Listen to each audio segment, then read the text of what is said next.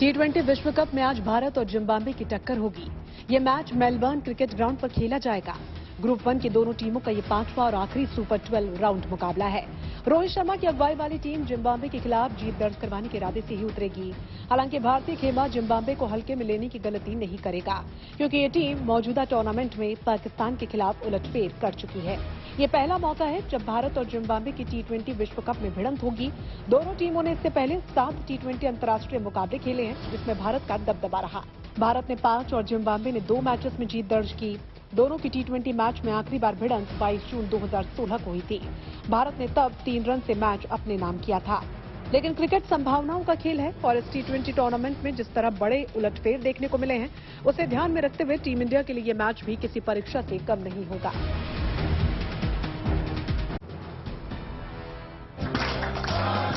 Cricket king Kohli ने कल अपना 34वां जन्मदिन मनाया। उनके जन्मदिन पर मुंबई से लेकर मेलबर्न तक चाहने वालों का जश्न देखने को मिला। कोहली के फैंस ने तरह तरह से उन्हें जन्मदिन की बधाइयां दी। इसी बीच मुंबई में बड़े ही अनोखे ढंग से फैन ने उनकी लंबी उम्र की कामना करते हुए उन्हें बर्थडे विश किया। यहाँ 5000 लाल क्रिकेट गेंदों से विराट कोहली की आकृति बनाई गई। इस मौके पर उनके बचपन के कोच राजकुमार शर्मा भी मौजूद थे। उन्होंने भी इस आकृति में अपने हाथों से एक गेंद लगाई और अपने शिष्य के उज्जवल भविष्य की कामना की।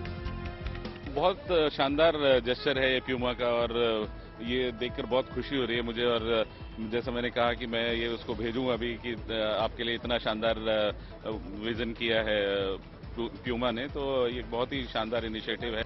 फिलहाल कोहली ऑस्ट्रेलिया में चल रही T20 वर्ल्ड कप में अपना जलवा बिखेर रहे हैं। इस बीच उनके जन्मदिन पर न सिर्फ लोगों ने उन्हें लंबी उम्र की दुआ दी, तो वहीं फैंस ने उनकी शानदार परफॉर्मेंस के साथ T20 वर्ल्ड कप में भारत की जीत की भी कामना की।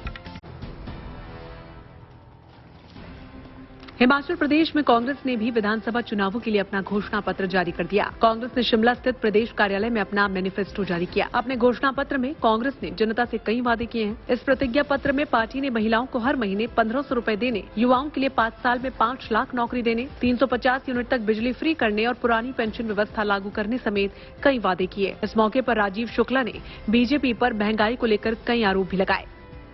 केंद्र सरकार तो हमारा आगे भी आप बता जाए, आज मैं बता रहा हूं कि पेट्रोल डीजल की कीमत इन चुनाव के खत्म होते देखिए कहां आसमान पे बढ़ाएंगे और बढ़ा देंगे कि आप उसका मुकाबला नहीं कर पाएंगे। तो इसलिए जो है ये इस घोषणा पत्र में वो सारी चीजें डाली गई।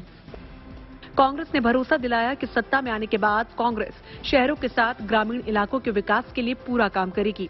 हालांकि चुनावी सरगर्मियों के बीच इस तरह के वादे तो हर पार्टी करती है। अब देखना ये होगा कि किस पार्टी के वादों पर जनता भरोसा करेगी और अपना मत उनके पक्ष में डालेगी।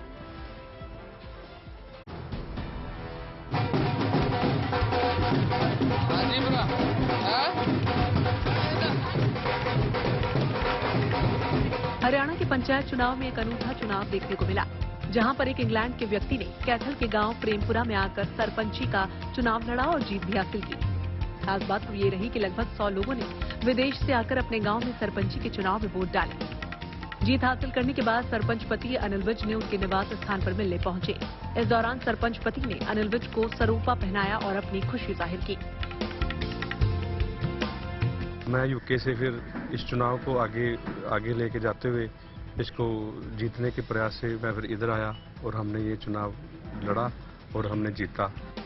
इस अनोखे चुनाव पर अनिल ने भी खुशी जाहिर की और कहा कि ये अपने देश की माटी की खुशबू है जो उन्हें यहाँ खींच लाई। और इसके बाद इन्होंने सरपंची का चुनाव लड़ा और जीता भी।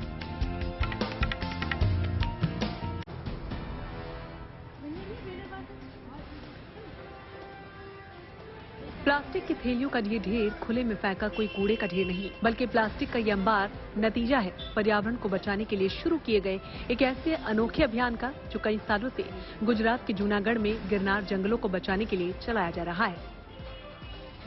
दरअसल गिरनार पहाड़ी के मशहूर परिक्रमा मेला उत्सव में लाखों लोग गिरनार के जंगल में परिक्रमा करने पहुंचते हैं, जहां लोग आमतौर पर प्लास्टिक के बैग लेकर चलते हैं। लेकिन इस जंगल को प्लास्टिक के प्रदूषण से बचाने के लिए प्रकृति मित्र नाम का ये एनजीओ कई वॉलंटियर्स के साथ लगातार 5 दिनों तक यहाँ पर परिक्रमा प्रवेश द्वार के नजदीक ही स्टॉल लगाता है और प्लास्टिक बैग के बदले में लोगों को इको फ्रेंडली बैग देकर पर्यावरण के प्रति सजग बनाता है।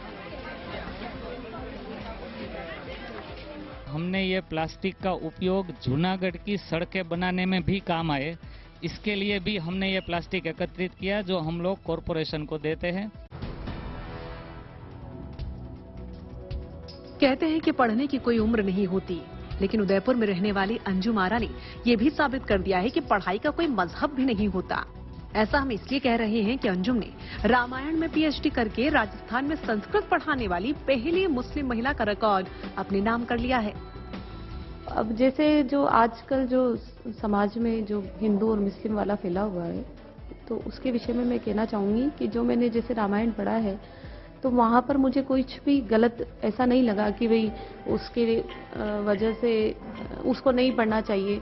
और मैंने तो कुरान भी पढ़ा हुआ है, तो मेरे लिए तो दोनों ही अच्छी बातें सिखाने वाले पवित्र ग्रंथ के रूप में हैं। इसी तरह से आगे बढ़ते हुए और गुरुजन के आशीर्वाद से मैं यहाँ तक पहुँची हूँ। अंजुम आरा ने बताया कि उन्हें किसी तरह की कोई परेशानी नहीं आई। रामायण में पीएचडी करने के विषय पर उन्होंने कहा कि पीएचडी के दौरान मैंने पूरी रामायण पढ़ी, साथ ही इसमें लिखी सही बातों को अपनाया भी।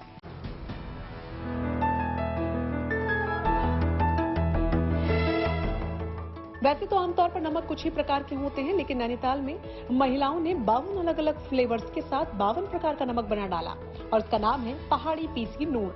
इस नमक की खासियत यह है कि इससे पहाड़ की ही विभिन्न वनस्पति, जड़ी बूटी और साग सब्जियों से अलग अलग तरह के फ्लेवर्स बनाए गए हैं। खास बात यह है कि नमक बनाने के इस मामूली काम में 40 से 50 महिलाएं इस रोजगार से जुड़ी, जबकि 200 से 300 महिलाओं को इसकी ट्रेनिंग दी गई। कौन सा नमक है जो आप बना रहे हो? ये है धनिया लहसुन। अच्छा। और मेरे को 2 साल होने को जा रहे हैं यहाँ काम करते करते। खास बात यह भी है कि ये खास तरह के अलग अलग नमक लोगों को बहुत पसंद आ रहे हैं और इसकी डिमांड भी बढ़ती जा रही है। इस तेजी से लोकप्रिय हो रहे नमक उद्योग ने आसपास की कई महिलाओं को भी इस रोजगार से जोड़कर आत्मनिर्भर बना दिया है।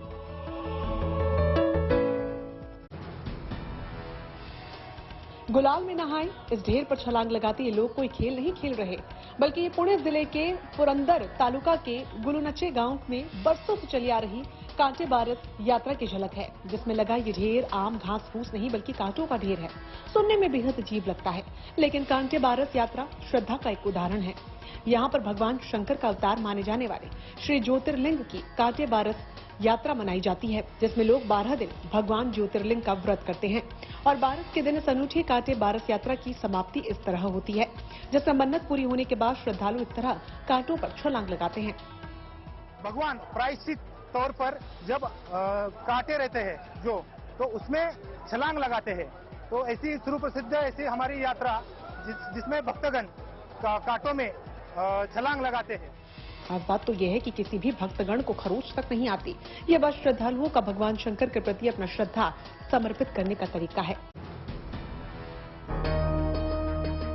इस संसार में भगवान के नाम से बड़ी कोई चीज नहीं।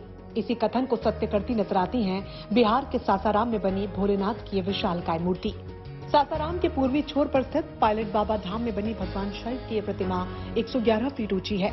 साथ ही ये बिहार में भगवान शिव की सबसे ऊंची प्रतिमा होने का खिताब भी पा चुकी है। कंक्रीट से बनी इस प्रतिमा के निर्माण में लगभग 5 साल लगे हैं। कुशल मूर्तिकारों की टीम ने इस भव्य प्रतिमा का निर्माण किया और अब ये सैलानियों के लिए पर्यटन के साथ ही श्रद्धा का स्थान भी बनता जा रहा है। यहाँ उद्घाटन 7 तारीख को होने वाला है। शंकर जी की मूर्ति इतनी बड़ी है, सवाल क्या करना है? बहुत ही सुंदर दिखता है यहाँ का मूर्ति शिव जी का, बहुत ही खूबसूरत है, बहुत बड़ा आकार है, एकदम भव्य दिखता है, लगता है कि हाँ मंदिर है, बहुत ही खूबसूरत है। इस प्रतिमा का लोकार्पण समारोह 7 नवंबर को होना है, जिसमें बाबा रामदेव समेत देश के कई प्रसिद्ध संत भाग लेंगे। केंद्रीय राज्य मंत्री पर्यटन विभाग अजय भट्ट भी कार्यक्रम में मौजूद रहेंगे।